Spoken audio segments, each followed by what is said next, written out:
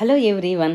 Cornflour వాడకుండా గుమ్మడికాయతో చేసుకునే అద్భుతమైన సూప్ చాలా ఈజీగా 5 మినిట్స్‌లో చేసుకోవచ్చు. తీపి గుమ్మడికాయను తీసుకొని ఈ సైజు ముక్కలుగా కట్ చేసుకోవాలి.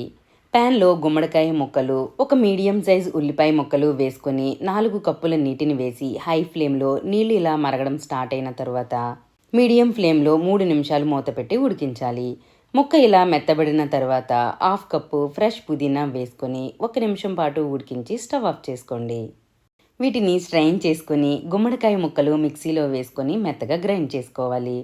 ప్యాన్లో గీ వేసుకొని జీలకర్ర, వాము, వెల్లుల్లి వేసుకొని దీనిలో స్ట్రైన్ చేసుకున్న నీళ్ళని గ్రైండ్ చేసుకున్న పేస్ట్ వేసి జొన్న పిండిని కూడా వేసి అంతా కలిసేలా కలిపి తగినంత ఉప్పు, 1 టీ స్పూన్ మిరియాల పొడి వేసి 2 పొంగులు వచ్చే వరకు మరిగించి ఫైనల్గా కొత్తిమీర వేసుకొని స్టవ్ ఆఫ్ చేసుకోండి. వింటర్లో తప్పకుండా తీసుకోవాల్సిన హెల్దీ సూప్. మరి ఈ వీడియో మీకు నచ్చితే తప్పకుండా లైక్ చేయండి.